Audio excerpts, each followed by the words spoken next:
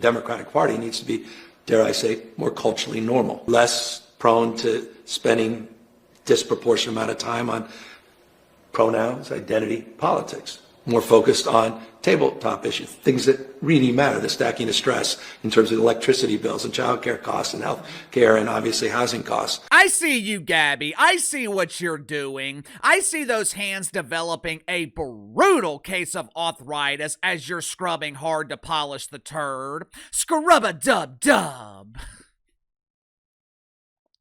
I see you with your slick back hair, which, by the way, do us all a favor, Gabby, and reach out to Nick Wright and get him in touch with your beautician immediately. Poor Nicky. His current beautician either has a case of temporary blindness or she lost her clippers. Either way, the poor dude is dealing with a devastating combination of white guilt along with the worst haircut in television. But anyway, Gabby, I see you with your slicked back hair with a fresh coat of Just for Men applied. I see that fake tan. I see that award-winning smile that mesmerized lonely men in the People's Republic of California. I see you trying to use your powers of aesthetic manipulation on a national level. I see you trying to play the role of Captain America. And to Gabby's credit, he is incredibly polished. He portrays the gimmick well. But unfortunately for Gabby, the disguise can only work for so long. You know, over the last 12, maybe 18 months, there's been a lot of concern about the spread of Islam in America. People like Piers Morgan or the Muslim disguised as an atheist, Jake Uyghur, however the hell you say his name, the dude from the Young Turks. Anytime concern about Islam is mentioned, they always use the same defense. Why is everything being blamed on Islam? This is a religion of peace. Plus, Muslims are a microscopic minority in America. Yeah, that is true. Muslims are a tiny portion of the overall American population for now. But that does not mean we shouldn't be concerned about the spread of Islam. For starters, there have been almost 50,000 terrorist attacks around the world since 9/11. Of the hundreds, maybe even thousands of religions in the world, guess who is responsible for the overwhelming majority of these terrorist attacks? The religion of peace.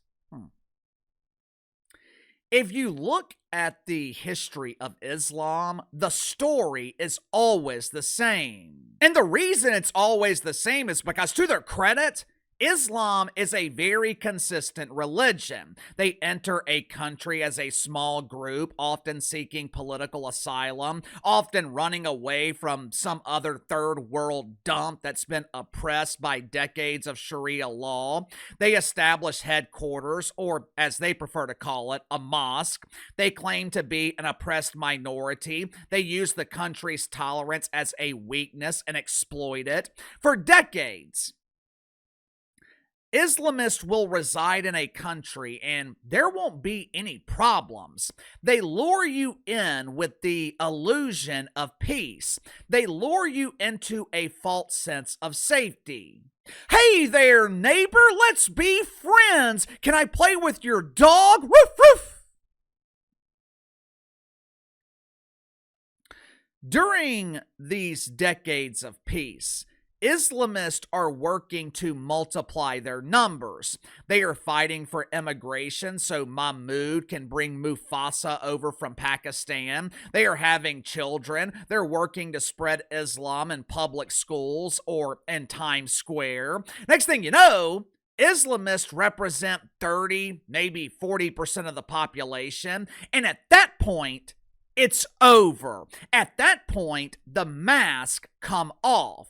You realize you're living as an oppressed minority in your own country, and there's not a damn thing you can do about it. And the reason it's too late is because you refused to take a stand when you had the chance. It is the same thing with doofus Democrats. For decades, radical Democrats have been disguised. They presented moderate candidates as they were working behind the scenes to invade public schools, colleges, universities. They have disguised themselves as the party for minorities. They created fake racism and pretended to fight the racism they created. But there always comes a point when the polish is melted off the turd. There always comes a point when their true intentions, their real views are exposed. Unfortunately for Gavin Newsom, he accidentally exposed his real perception of black people last night. Make sure to like and subscribe. You can follow me on Twitter at KC_BTL84. Link to the second channel is in the description below. Earlier today on the second channel, I explained how weak leadership is destroying the NFL. The current NFL product on the field is a flaming ass fire. It's awful. And instead of looking for ways to improve the product, Roger Goodell is de-Americanizing the league while pushing for global expansion. I explain why Uncle Roger is globalizing the league and how it could have consequences here in America. So if you haven't already, click the link in the description below, subscribe to the second channel. Every night when he cuddles up to his emotional support shampoo and goes to bed, Gavin Newsom doesn't dream about fixing the litany of problems in the People's Republic of California. Hell, he already solved one of their biggest problems, which was illegal immigration. Well, Uncle Casey, that's not true. Don Trump solved the immigration problem. Yeah, Don solved the problem on a national level, but Gavin Newsom had solved the problem in the People's Republic while John Biden was still dozing off in the Oval Office. Gabby made life so miserable and unaffordable in the People's Republic of California. Not only were people refusing to cross the border, those living illegally in the People's Republic, they were leaving voluntarily. If people were crossing the border, they were crossing over into Mexico. Every night when he goes to bed, Gavin Newsom dreams of becoming president. Now, unlike his pretend friend AOC LGBT, Gavin Newsom actually has a real chance of getting elected. Credit where credit is due. Gavin Newsom is a skilled politician. For starters, he is a favorite amongst doofus Democrats because he's a huge embarrassing failure. As you guys know, the party of the donkey is also known as the party of failure. Everything doofus Democrats touch gets destroyed. You could give a Democrat an ounce of gold, and they would somehow find a way to turn it into a gram of turds. Like most in the party of the donkey, Gavin Newsom is excellent at disguising himself. He's a chameleon. He behaves how he thinks you want him to behave. And people like that are very, very dangerous. And they also have a tendency to accidentally expose themselves. They make the mistake of getting too comfortable and exposing who they really are, which is exactly what happened last night with Gavin Newsom. Last night, Gabby was speaking at an event, I think it was in Atlanta. The crowd at the event mostly consisted of black men, or as Gabby prefers to call them, my brothers.